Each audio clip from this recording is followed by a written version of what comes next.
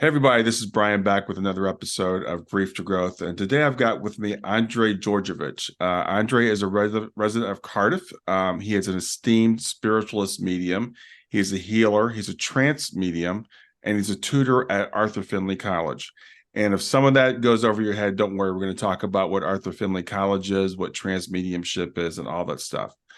For several years, Andre has walked a spiritual journey. He's dedicated himself to not only understanding but living the spiritual principles that he's unearthed. He teaches at Arthur Findlay College, which is a world famous college for mediumship. He also works with people one-on-one, giving readings, doing trance mediumship, and doing healings. He serves the Spiritualist church, and we'll talk about the spiritualist church is, and he does with something that's called evidence-based mediumship. He helps to nurture individuals to tap into their own potential and teaches people to be mediums as well. So with that, I want to introduce to Grief to Growth, Andre Djordjevicth. Thank you, Brian. Good to be here. Yeah, it's really a pleasure to have you here today. I was saying before we got started, we have a mutual friend who speaks very, very highly of you and said you've got to get Andre on your program. So here you are. I'm excited to have you here today. I always, when I talk to people that are in mediumship, I'm always curious, how did you get started on this path? It's not a normal path. It's not a very typical path that people do as a living. So how did you get started in mediumship? Well, that's a great story. Because my background was nothing to do with mediumship.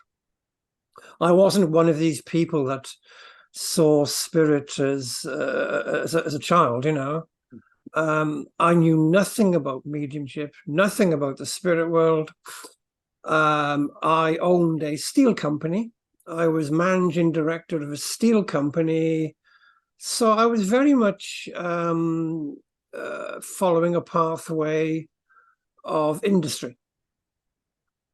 And obviously, being managing director, I had the perks of owning a company, and I had private medical health care.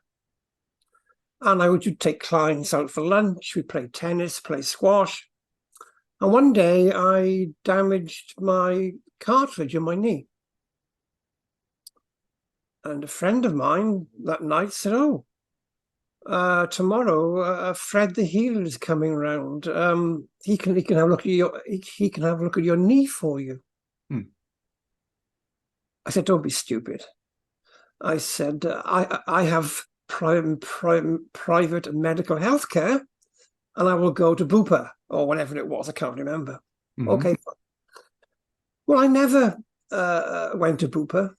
My knee was still bad, and a week later, my friend said, "Oh, Fred's coming round this afternoon."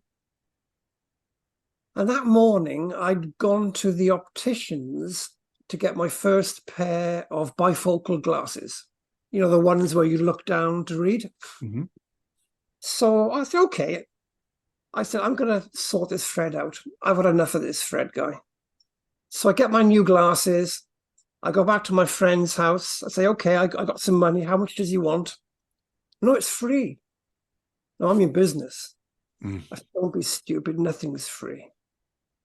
There must be a catch. She said, you know, do I have to sign up for some cult? No, it's free. I said, okay, I'm going to sort this guy out. So I walked into the room and I sat down in front of him. I put my knee out in front of him. I was challenging him. I folded my arms tight and I glared at him. And I can remember these words. I said, "I've been told you can fix my knee." I mean, I thought this guy was a joke. And he said, okay. And he put his hands either side of my knee. And as I looked down, I could see what looked like smoke coming out of my knee. That's the only way I could describe it, Brian. And afterwards, I went back to the opticians to say, I've had these new glasses this morning, and the reading bit, when I look down, I'm starting to see things. Can you change your prescription? They said, "We're terribly sorry, sir. We'll change it for you now." Well, they checked the prescription, and they realized there's nothing wrong with the prescription. And this is where the weird things started. Hmm. Half of me is panicking because I'm starting to see things. The other half of me felt completely normal about seeing things. And it's a weird thing for that to happen at the same time. Mm-hmm. So I rushed back, and luckily Fred was still there. And I walked into the room, and he looked behind me, and he started talking to somebody. Well, I turned around, and nobody there. I thought, this guy's nuts. Who's he talking to? Remember, I knew nothing about the spirit world, nothing about healing. And Fred said, look, I've just been told to tell you, go to a spiritualist church. There's a message waiting for you. I said, what church? When? How? Who? Where? Yeah. And he said, I've been told to tell you. You choose at random. Don't tell anybody. And I didn't even know what a spiritualist church was. Mm-hmm. Oh, I looked up spiritualist churches, found a church, didn't tell anybody I was going, no connection to Fred. I went along Sunday, 6 o'clock. Opened the doors, a full congregation of people, and 3 ladies at the front. And as soon as I opened the door, the middle lady turned around and pointed at me. And she said, we've been waiting for you. We have a message for you. Well, I'm starting to shake in my boots now, because there's no connection between Fred and this woman, none whatsoever. And I could have run or go in, so I went in. And basically the message was, this is a pathway that is open to you if you wanted to walk it. Do you want to walk it? Hmm. And I virtually became clairvoyant overnight with that one touch from Fred. Well, it wasn't Fred, it was the spirit world. Wow. But when I look back, I think the spirit world was probably knocking on my door for quite some time. And I wasn't listening. I didn't even know there was a spirit world. Hmm. So they were making things more and more and more dramatic. Wow. But that becoming clairvoyant and someone telling, repeating what Fred had said with no connection, more or less sold me the pathway. So how were they knocking on your door before that? Well, again, I didn't know at the time. Right.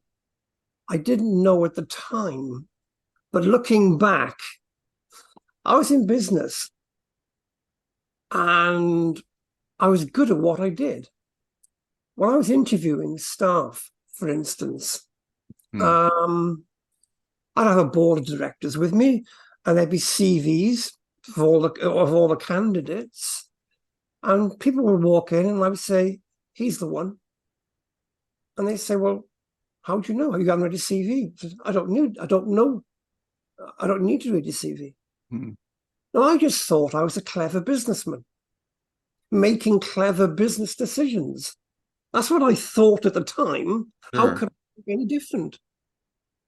But in reality, oh no, I was being inspired.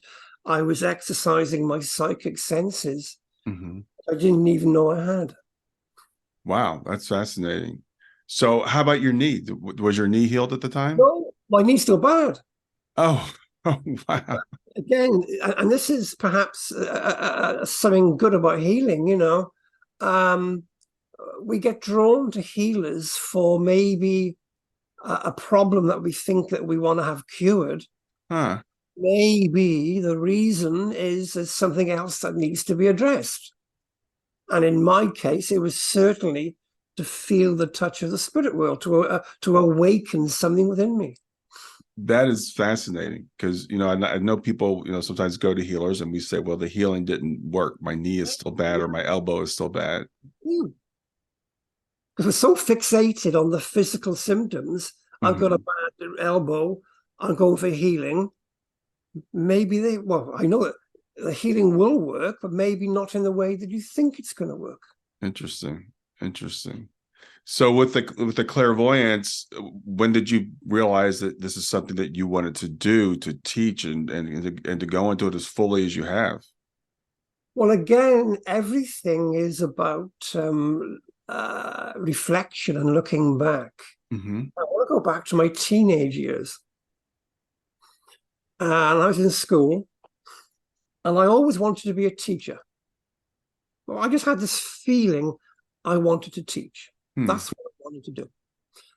And, you know, in the UK, we have our exams. I think we're 16, where we sit our O levels to go to teacher training college. And I didn't do any work because I knew I was going to teach. I didn't have to sit for my exams because I knew I was going to teach. So anyway, we all sat our exams that summer. Of course, I failed them all because I hadn't done any work. All my friends went to teacher training college. And my father said to me, son, you're going to get a job. I thought, and again, I was in complete confused because I had this, I really wanted to teach. And I couldn't understand why I wasn't going to college at 17 with all my friends to learn to be a teacher. But it wasn't until later on, very later on, did I realize it was a different type of teaching. So it's something that's always been within me. And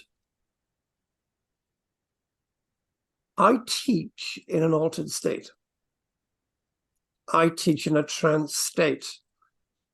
And basically, I believe, or I know, that we are all part of everything that is. We are a universal consciousness being expressed through a physical body.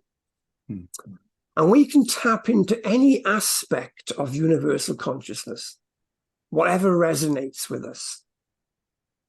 And I guess I've always tapped into an aspect of teaching. And so that's something that completely resonates with you. You know, it's like somebody that, if they play a sport that they really, really love, they're tapping into their inner joy of what they want to do. I'm thinking, so you're a successful business owner. You go and you have this experience, and I think it's interesting also that they said that this path is open to you. So it wasn't like it was forced on you. It doesn't sound like it was your choice. And so, what did the people around you think when you said, "I'm going to make this transition into this world"? Well, again, it's all about starting to undo our human conditioning. Yeah. Because we put on a persona to the world of what we want people to see. So if I was a businessman, I put on this persona of what I think a businessman should be like. But now this other part of me is unfolding. And initially, it was quite difficult. The hardest part was telling my parents. You know, I mean, I was in my late 30s. And my father, he was from Serbia, or it was Yugoslavia in his day, but now it's Serbia. And they never talked about spirituality. They'd never talked about the spirit world. My father was he worked in a factory all his life, you know, and he came from a small village in Serbia. So I said, look, Dad, I said, I need to tell you something. You know, I wanted my parents to know because I was starting to develop and work a little bit, and I wanted them to know from me. So I said, Dad, I need to tell you that I'm following this pathway of healing, which just happened all of a sudden. And my dad looked at me and he said, oh, that makes sense. So what do you mean?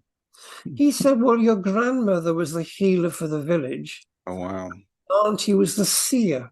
They would go to your auntie when to plant the crops, and they would go to your grandmother when they were ill. No, he never told me that in 30 years. Wow. Wow. So that was my first step, telling my parents. And then I didn't actually tell anybody. I just ran my business, but also followed this pathway evening and weekends. And so gradually more and more people started to find out about it. But because I was the boss, I don't think they didn't challenge me. Mm-hmm. And it got to a stage where I had to make a huge decision because it was taking up so much of my time, and running the business, I couldn't do both together. And so I decided to give up the business and to follow this pathway full time. Wow. I wish I'd done it 20 years ago. Wow. So how did the clairvoyance present? Because you mentioned clairvoyance, but you also mentioned healing. So it sounds like the clairvoyance developed first. And what was that like? What were you seeing? Well, again, I have to say I am very, very lucky. Okay, I'm very lucky.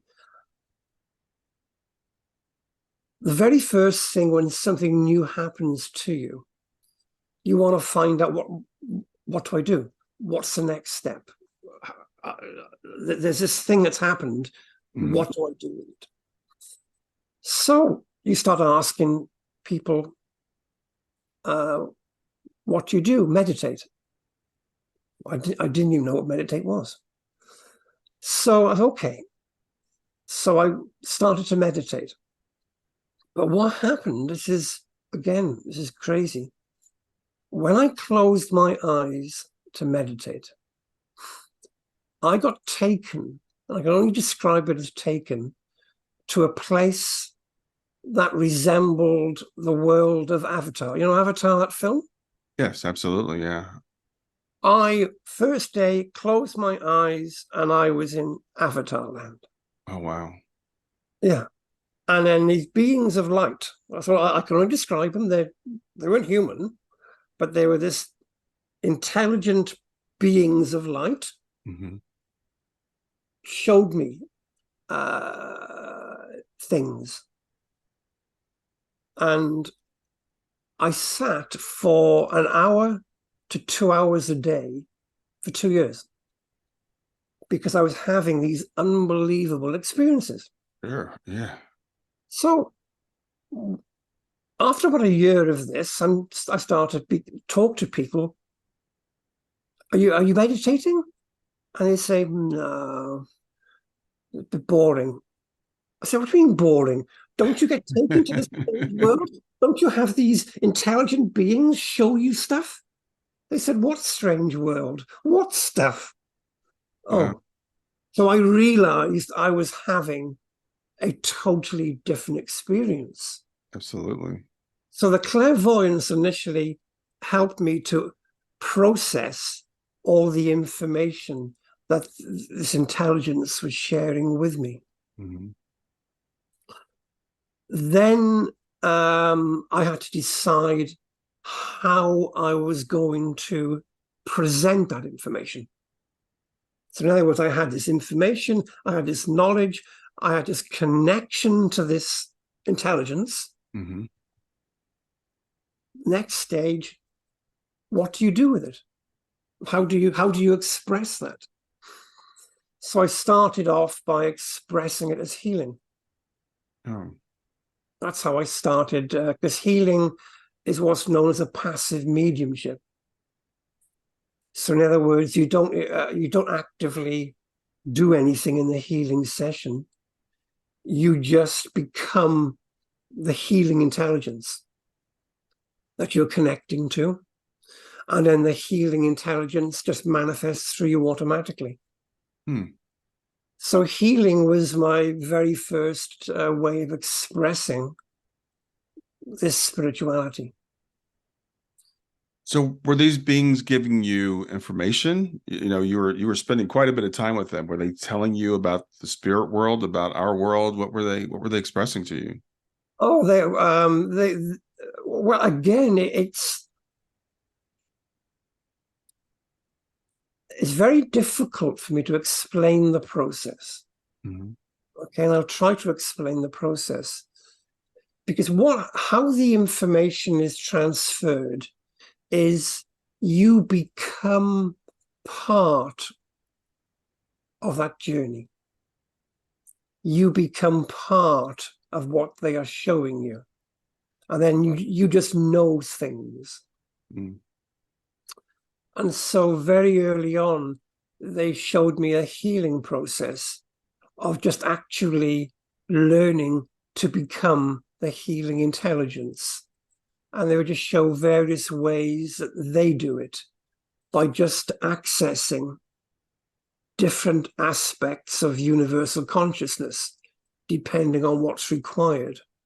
Mm-hmm. And so they would show me, it's like a universe where they could just go to any point in the universe and access any energetic point, whatever was required. And when they accessed an energetic point, they become that energy. So if they wanted healing, they would just go to a point of healing in the universe, become the healing, and it manifests. And so on and so on and so on. The other part of the journey for me is about personal growth,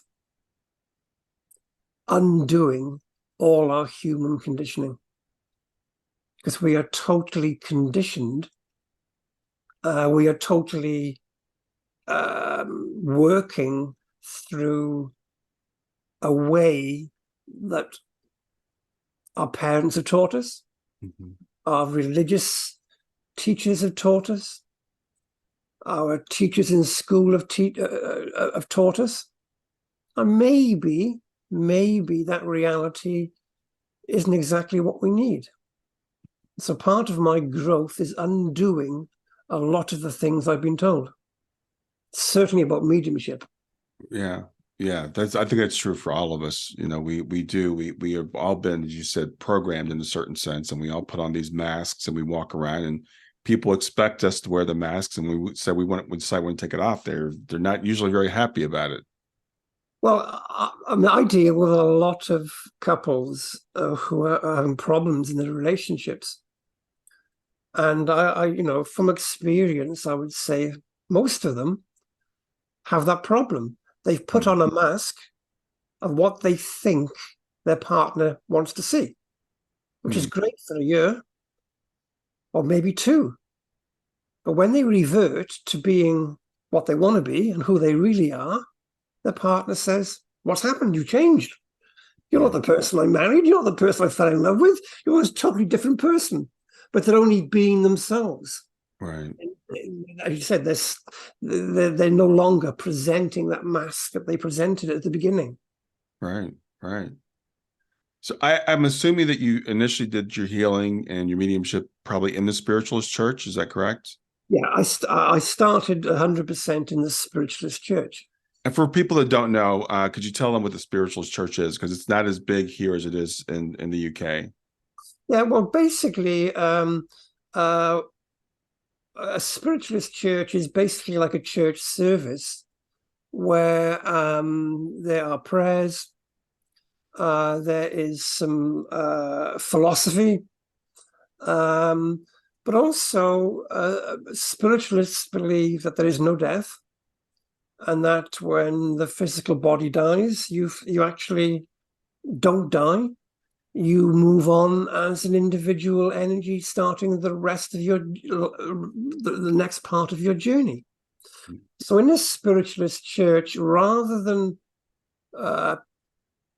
people say, "Look, this is what you must believe," they try to prove through evidence that there is an afterlife. So in other words, they say, "Okay, I have your mum with me from the spirit world." And the people in the audience will say, "Okay, how do I know it's my mum?"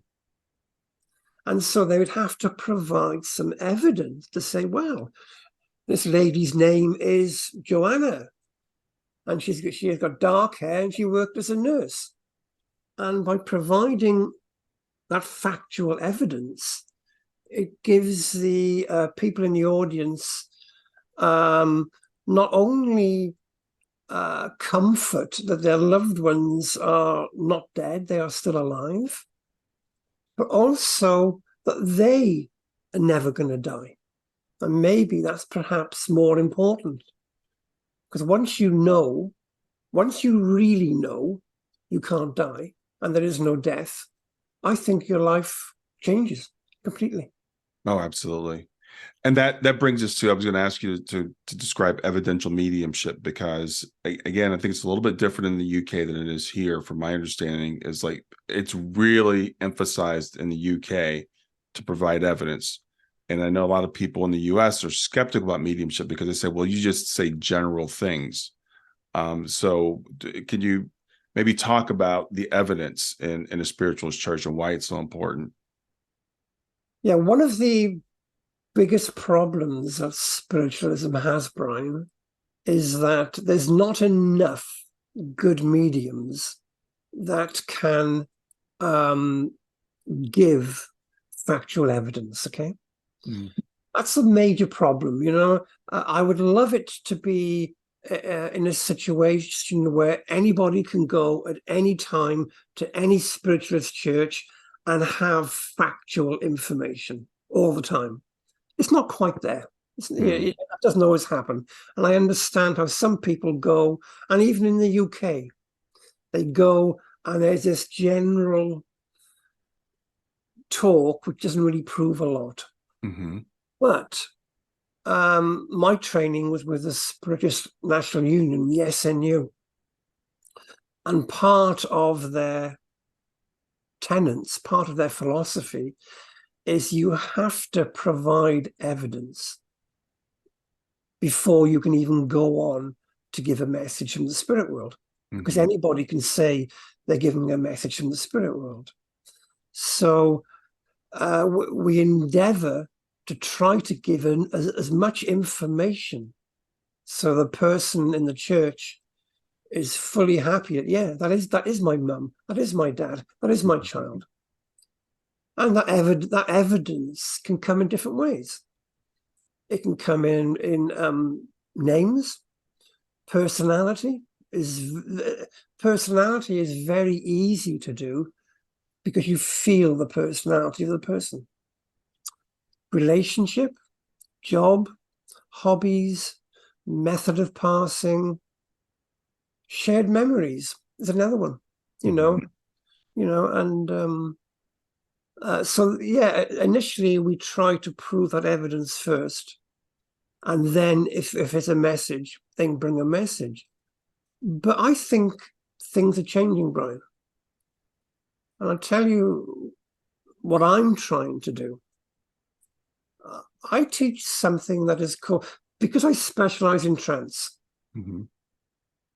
I thought, well, if I can learn to allow the intelligence of the universe to speak through me, if I can learn to allow my spirit guides to speak through me, there's no logical reason why I can't learn to allow a discarnate spirit to speak through me. So in other words, there's no reason why I cannot become that discarnate spirit and speak to the sitter directly. Rather than the medium say, I have your mum in the spirit world, and she's telling me this, she's telling me that, I become a mum, and I speak to, I don't know if your mum is in the spirit world or not, Brian, but if she was, I would become your mother, and I would speak to you as your mother, using the terminology that your mum would use between you, using perhaps the words, the phrases, the tone, the pitch, the pace of how you would speak to how your mother would interact with you. And also give you an opportunity to speak back to your mother. Wow. So that's the way I'm now starting to approach what I call evidence. Okay. And and I teach it, but it's really hard because there's no hiding. Right. You can't hide. You are either mum or you're not. Thank you for sharing that. That's the first I've heard of what that definition of trance mediumship. So you're saying that you're connecting, and I hear the word blending all the time. Meaning I'm blending with the spirit, but you're allowing that spirit. You're becoming that person and speaking directly to the sitter as their loved one. Yeah, because But don't get me wrong, I teach it, Brian. It's hard. It is really hard. But when it happens, it changes the world. It changes everybody's. Sure. There's no hiding. Sure. So yeah. So basically, trance mediumship, as I call it, is blending with an aspect of universal consciousness. I call universal consciousness everything that is. Mm-hmm. So when I do trance mediumship, the bulk of what I do, I tend to blend with a healing intelligence for healing. I tend to blend with an intelligence that speaks. So I call it intelligent thought. And then blend with the discarnate spirit to become that person. So once you've learned the ability in trance to remove your consciousness and just allow that energy to become part of you, Mm-hmm. you then just have to decide what particular energies you want to become part of you, what resonates with you the most. So you said it's really hard. What's hard about it? What's difficult? What makes it so hard? Well, practice. Think of it this way. Most people, when they blend, say, with their spirit guides, let's call it spirit guides to make it easy. Mm-hmm. They've spent a couple of years building up a relationship, feeling comfortable, allowing that guide to come closer and closer and closer. Mm-hmm. And then over a period of time, allow the guide to fully be part of them. Maybe take a couple of years for that to happen. Now, look at discarnate spirit. You're asking a stranger who you'd never met before, never met them before, to blend with you fully on day one. Mm-hmm. Even though you have developed that trance to allow a blend to happen, it's a complete stranger. Yeah, so it's different every time. So some people find that difficult. Mm-hmm. And quite rightly so, it is difficult. But the more you practice, the more comfortable it gets, and it can be achieved. Mm-hmm. So I mentioned earlier in your intro, you teach at Arthur Findlay College, and most of my listeners probably know what it is, but some people probably don't. So explain to people what Arthur Findlay College is. Yeah, basically the Arthur Findlay College is, I would say, probably the most prestigious place in the world to learn about mediumship. Mm-hmm. They have courses on all types of mediumship. Again, this is something I want to share with you. Most of the courses tend to be about evidential mediumship. But in reality, I'm finding not so many people want to learn evidential mediumship as much as they did. Really? Yeah. Bear in mind that you can only learn what you have been told you can learn. So if you want to learn mediumship, if I say to you, Brian, you're going to learn some kind of mediumship, you would automatically think of evidential mediumship. Mm-hmm. But there's healing mediumship, there's trance mediumship, and there's evidential mediumship. And I'm seeing more of a shift between moving away from evidential mediumship into trance and healing. Really? Yeah. Yeah. Well, think of it this way. I have lots of clients that come to me, and as people who are struggling with their life, perhaps. Okay, they have a problem with their life, mm-hmm. and I say to them, "Okay, what do you want to learn? Do you want to connect to the spirit world?" Not really. Do you want to be a platform medium? No, not really. Well, what do you want? Oh, well, I want to know why I'm here, what I can do, how I can grow as a person, Mm-hmm. how I can serve humanity, how I can help people to become better people. That's what I want to know. Yeah. I'm finding more and more people are far more turning towards self-development and growth. Don't get me wrong, a lot of people still want to practice evidential mediumship. Mm-hmm. But I know if I look at the courses at the Arthur Findlay College now, there are more and more healing courses. There are more and more trance courses being presented. But of course, there's a lot of evidential mediumship courses still being presented. Mm-hmm. And they basically give you an opportunity for you to unfold, to practice in a way, and get some guidance and some advice on what to do. Yeah. Well, speaking of that, because I noticed, I mean, you do healing, you do also trance mediumship where you're bringing someone through, but you also, sounds like you coach people, you help people, as you said, why am I here? What's my life path? You know, all that kind of stuff. And I don't hear that from most mediums that I work with. So how does that process work for you? Well, again, that evolved. Everything evolves.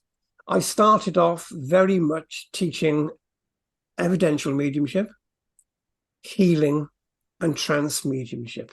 Okay, mm-hmm. Fairly standard. But I noticed over a period of a couple of years that I started to change. And more of my teaching, more and more of my sittings were about self-growth, but also about teaching. And I started to realize that I work in a far deeper altered state. When I teach in a trance state. And I can remember the first time that happened. It was amazing. I work with some organizers, some course organizers in America. And we planned this weekend, it was online during COVID. And, you know, we set the days out, the times out, what we were going to cover, what I was going to cover. And then I work with an intelligence that I call Michael. That's not his name, but I label it Michael, okay? Mm-hmm. And that's the intelligence that guides me and supports me. But it's only a label that I use. And then one day he said, "Oh, Andre, I'll take the course this weekend." And I said, "Yeah, of course you will. You know, you'll inspire me to move and say certain things." "No," he said, "I will take the course this weekend." "What do you mean?" He said, "Well, on Saturday morning, you turn the machine on. And on Sunday night, you turn the machine off." Wow. That was it.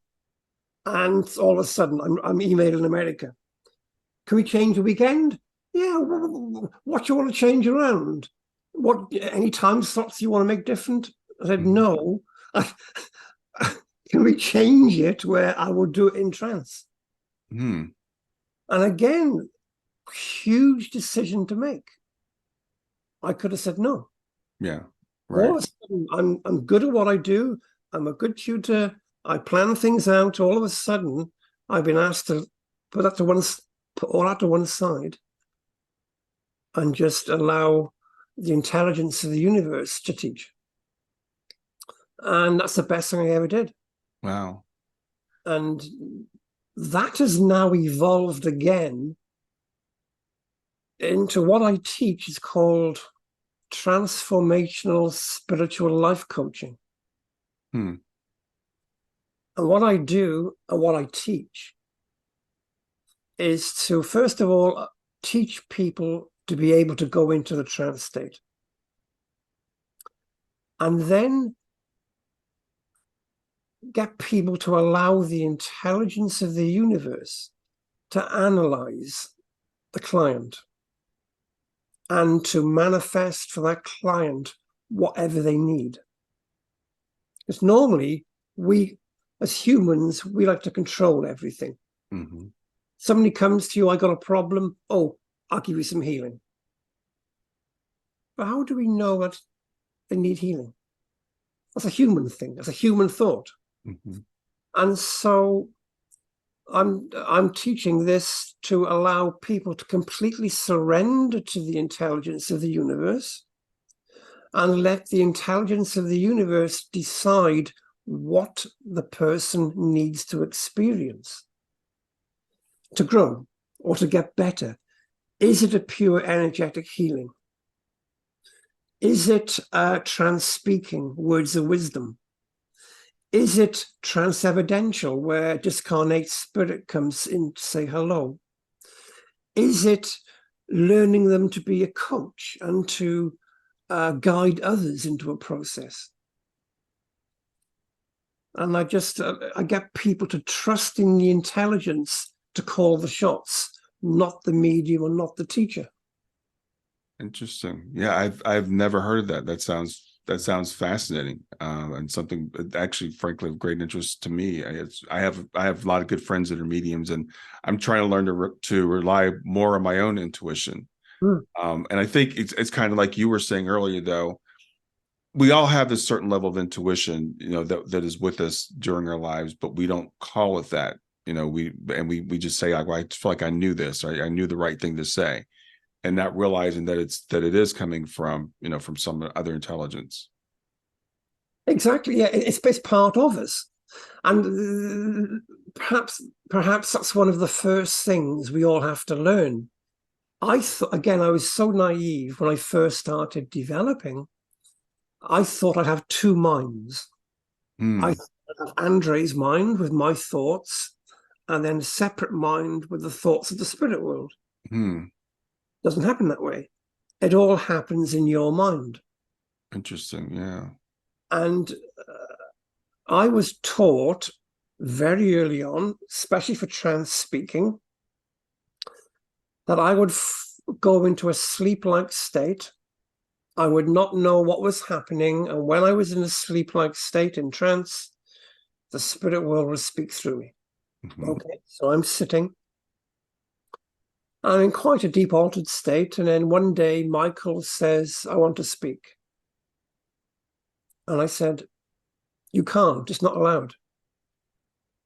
He said, what do you mean? He said, well, I know who you are. I know what you're going to say. I'm not in a sleep-like state. I don't want people to think that I'm cheating or pretending. So no, you can't speak. And it went on for months. I'm trying to get into this sleep state. Michael is saying he wants to speak. I'm not allowing it. So one day, Michael said, okay, Andre, there's only one way around this. Why don't you say to your friends, your colleagues, when you're in your group, why don't you say to them these words? Why don't you say, can I share my thoughts with you? And I thought, yeah, I can do that because I'm not cheating. I'm conscious. And they are thoughts in my mind, in Andrej's mind, that I'm going to verbalize. So I said to them, can I share my thoughts with you? Not a problem. And the moment I did that, the first couple of sentences were Andrej's thoughts. But then the third or fourth sentence became Michael's thoughts. Because it's going through the process of Andrej's mind. Yeah, thank you. That's really interesting because I've heard people, there's a debate about what's truly trance. And, I know some teachers even say there is no such thing as trance. And if you're in trance, then you shouldn't remember, what you said. And I hear you saying there's something different, at least in your experience. Yeah, well, that's how it starts, basically. So in other words, that's probably a light trance. In other words, okay, where you are speaking the thoughts of the spirit world, you are speaking the thoughts of the intelligence of the universe, but you also have an awareness of what's been said. And I can only describe it, and there's no disrespect to the spirit world or Michael or anybody. It's almost like you get bored listening. So I'm there, oh yeah, what's Michael talking about? Oh yeah, great. And then, oh no, I think, he's not speaking about healing again, is he? Oh, okay. I'll drift off a bit. Hmm. And then I just gradually removed myself a little bit. So in other words, I wasn't putting my awareness on what was being said. I knew he was speaking about healing, but I wasn't listening to every single word. Yeah. And then a bit later, 6 months later, maybe a year later, whatever, I removed myself even more. So I got to a stage, okay, I know I'm speaking, but I don't know what I'm speaking about, but it doesn't matter. And then gradually, I got to a stage of not knowing anything. But also what I've learned is that it's important to have that ability to go from a light trance into a deep trance, but also realize that if you're going to allow the intelligence to become part of the process and call the shots and make the decisions, you may not need to go into a deep trance all the time. They may say, okay, this client here needs to hear the human Andre speaking and engaging. And so you only go into maybe a light trance. The next client needs you to go into like a mid-trance state. And there are some clients where you go into a deep trance state. Again, I've learned to trust in the intelligence to make the decision what's the best thing to do for me. So from the client's perspective, would I be able to tell the difference if I'm speaking to you, whether you're Andre or whether you're in a deep trance? Depending on your sensitivity, most people who have a degree of sensitivity, not a developed medium, a degree of sensitivity, would know the energy shift. Okay. Shift in energy. And what Michael does, he does demonstrations. And if I knew what he's going to do, I wouldn't allow him because I'm putting myself out there. And I look back on recordings and the things that he does is to say, look, I want you all to experience different energies. And he will say, okay, I'm going to access different points in the universe. And I'm going to change the energy for you all to feel the difference. That's a big statement for him to make. Because if things go wrong, it's Andre. People are going to look at him at Michael. And so he will go into a deep healing energy. And everybody will feel a deep healing energy. Okay. Then you say, okay, now I'm going to shift that. I'm going to shift it to this type of energy. And he will just change it and say, right, you should all feel a shift in energy and a different energy change. So yes, to answer your question, yes, you would know the difference. Okay.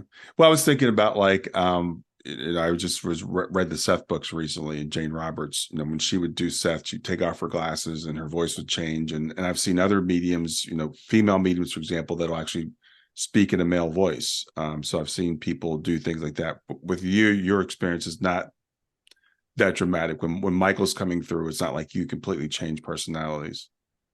No, for me, I am just allowing Michael to access my mind and use Andre's physical apparatus to share that information, to share that energy. I mean, people say things like my eyes change color when Michael comes through. I don't know if he does or not. Logically, I don't see how that can happen, but I don't. Again, everyone's different. Everybody processes the information in a different way. Right.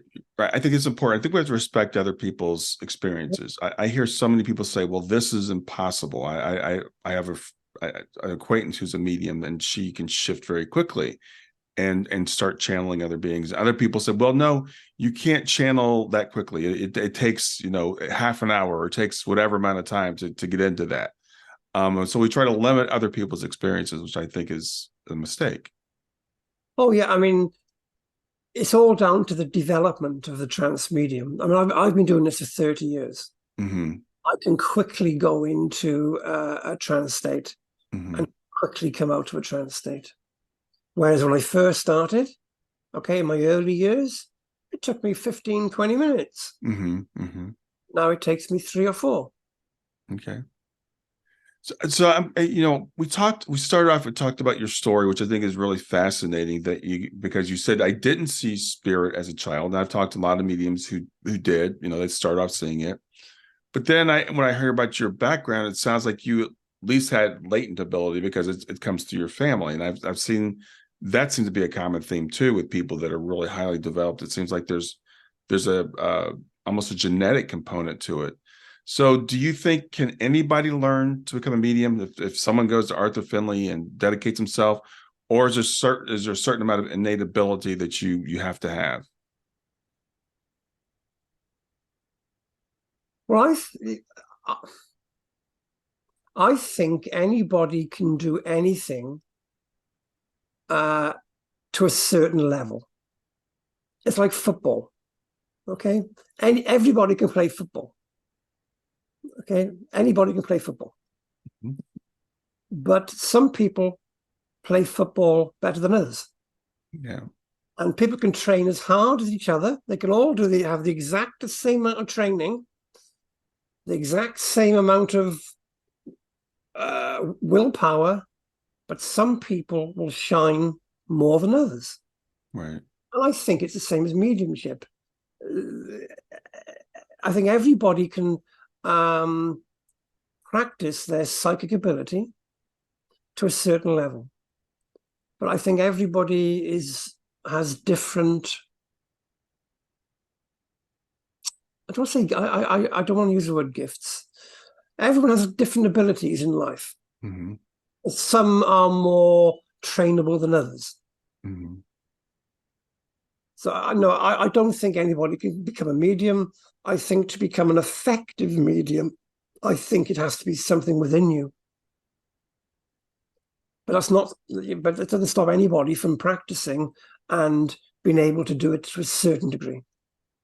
Yeah, thank you. I think I happen to agree with that answer. So it seems like a good answer to me, from my experience, because I've heard some people say, well, anybody can become a medium, like, but can anybody become a good medium? That's the question. Yeah. At the end of the day, it's all what I do with my teaching and my training, I really simplify everything. Mm-hmm. Because we have made it so complicated. And when I say to people, look, the only thing that matters is the quality of the energy and the quality of the information. Full stop. How you get that information, how you think you're getting that information, who you think your guides are, who you think you are connecting to, is just noise. It all boils down to the quality of the energy and the quality of the information. And that's what I try, because we're always, again, we're taught, get to know your guide. Right. I think that's wrong. Right. What you say is get to know the energy. Yeah. If somebody says you get to know your guide, straight away, that's putting a conditioning on you. Oh, I got a guide. Okay, who is my guide? Man or woman? Or neither? Or angel or ascended master or something else?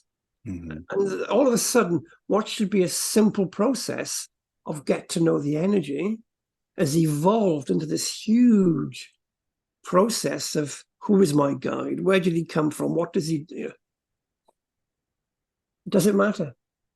It's the quality of the energy, the quality of the information. Yeah. I've done a blog on my website about who is Michael. over 25 years. And how Hmm. much I'm sorry. and how much it's changed. Okay. Again, day one, what do I do when I first started to develop? Oh, you've got a spirit guide. What's the spirit guide? I didn't know. Oh, it'll be an indigenous person. Oh, what's an indigenous person? Mm-hmm. Mm-hmm. And they said, oh, well, probably it'll be a North American Indian, a Chinese herbalist, or a Tibetan monk. Now, the church I first went to tended to have a lot of dream catchers in the church. So I thought, oh, okay, the energy I feel, let's call it a red Indian. And so when I connected to the energy, I pictured this North American Indian. Mm-hmm. As I developed into healing, this red Indian was more of a warrior than a healer. And so the feeling of the energy I changed into a Chinese herbalist that was more suited for healing. Hmm. Then as I became involved in philosophy, I was starting to do church services now with philosophy and demonstrations. I became more philosophical. The energy became a Tibetan monk. Interesting. Then I realized it was a group consciousness. There was more. And maybe the Tibetan monk was the spokesperson for this group consciousness. And then that evolved into just pure group consciousness. And now it's evolved into pure universal consciousness. Now that's evolved over 30 years. And when I look back on it, it's still the same energy on day one. It is just my perception of what I was perceiving altered as I grew as a person. Mm-hmm. At one stage, Brian, I had a database of guides. I had an Excel spreadsheet. Oh. Yeah, and I thought, hang on, why is it so complicated? Mm-hmm. And I realized because I made it complicated. Interesting. Yeah. And now it is just the intelligence of the universe, and I access any point in that intelligence of the universe, depending on what's required. And I do it through the energy I call Michael. Now, as you were saying that you were talking about these different nationalities and stuff, and it reminded me of, I was thinking if we reincarnate, we've probably all been various nationalities. But what does the spiritualist church teach on reincarnation? It depends on who you listen to. For instance, the Spiritualist National Union, the SNU in the UK, Mm-hmm. they are a firm believer of proof, of evidence. Okay? So, in other words, evidential mediumship isn't a fact until it's proven. And you prove it by given the evidence. Mm-hmm. Reincarnation. How do you prove reincarnation? How do you actually prove reincarnation? And I think the SNU, until someone can prove to everybody that reincarnation exists, their stance on it is that they don't say it exists, they don't say it doesn't exist. Okay. They say they can't prove it at the moment. Okay. Personally, Andre, this is my point of view, I think we come from a pool of consciousness, we incarnate, we go back into a pool of consciousness, but still retain some individuality. Mm-hmm. And so that pool of consciousness creates again. And so part of us, part of the energy reincarnates. Mm-hmm. That's Andre's best understanding at the moment. Yeah, that's fair. Thank you. I appreciate you explaining that, because I know there's I've heard some people say the spiritualist church does not believe in reincarnation, but I guess it wouldn't be fair to say they disbelieve in reincarnation. It's more like, it sounds like they're more agnostic about it. Yeah, basically they are they're saying it may exist or it may not exist. Mm-hmm. So it's proven until there's a way of actually effectively proving it. Mm-hmm. They're not going to bring it into their philosophy. Yeah. Well, I appreciate that point of view, and I think it's really interesting because, again, coming back around to mediumship, even because that group, the spiritualist church, they're so skeptical, and so I use skeptical in the sense like prove it to me.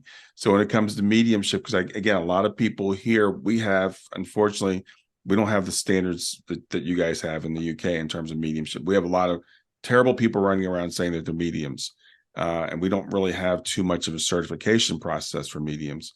So that makes a lot of people in the United States doubt that mediumship exists, because all mediums will tell you is that your grandmother loves you and she made cookies, and I have someone here with a J name, and that passes for mediumship sometimes here.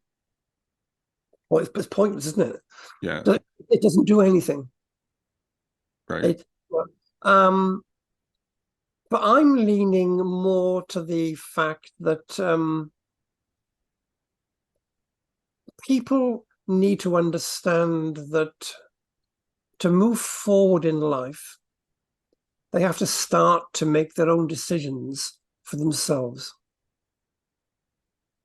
And I really think that everybody, as people come to me for healing and say their life is in a mess and they don't know what their problem is.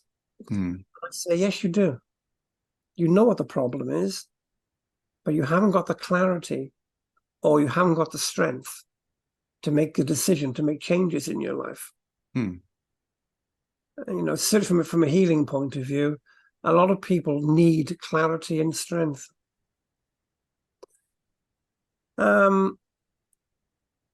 Yeah, and mediumship, it's strange. I can see some huge changes happening with mediumship, Brian. I really can. Okay. So I'm seeing more and more people, they're fed up with, as you said, going to a medium, and the medium is saying, oh, your grandmother loves you. She makes cakes in the kitchen, and she understands life is tough, but and she sends the support. Mm-hmm. That doesn't do anything, does it? That doesn't do anything for anybody. Right. Apart from the ego of the so-called medium. Right. So things have to change, and I think things are changing. I really do. That's good to hear.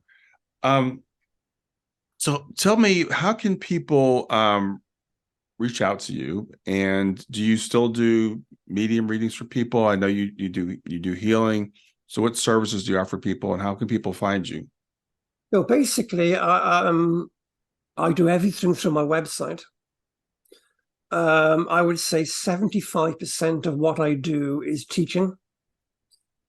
I teach people how to do trance. I teach people how to do healing. I do mentorship. I do a trance mentorship, where I thoroughly give people a background in trance.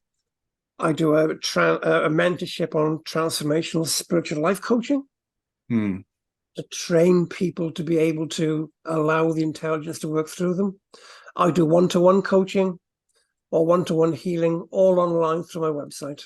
I travel the world. All my courses, they're all on the website. Awesome. So if you wouldn't mind, just tell people what the website is. I'll put it in the show notes, but sometimes people are listening, they don't read the notes. It's basically my name, AndreDjordjevicth.com. www.AndreDjordjevicth.com. Awesome. And again, the spelling will be in the show notes. Andre, I want to thank you so much for your time today, for sharing with me, sharing your story, your wisdom, a great perspective on mediumship and the spirit world in general. So thanks a lot. Anything you want to leave with the audience with as we leave today? Yeah, the only thing that I'd really like to share with everybody is that Be yourself. People say to me, how do I become a good medium? How do I become a good person? I say, be yourself. Because by being yourself, you are expressing the intelligence of the universe. You can't be anybody. You can't be the illusion of yourself. That doesn't work anymore. So just people realize they are unique. They have their own connection, their own understanding, and just express who they are. Simple as that. Awesome. Awesome. Thank you. Enjoy your afternoon. Thank you, Brian. Thank you so much.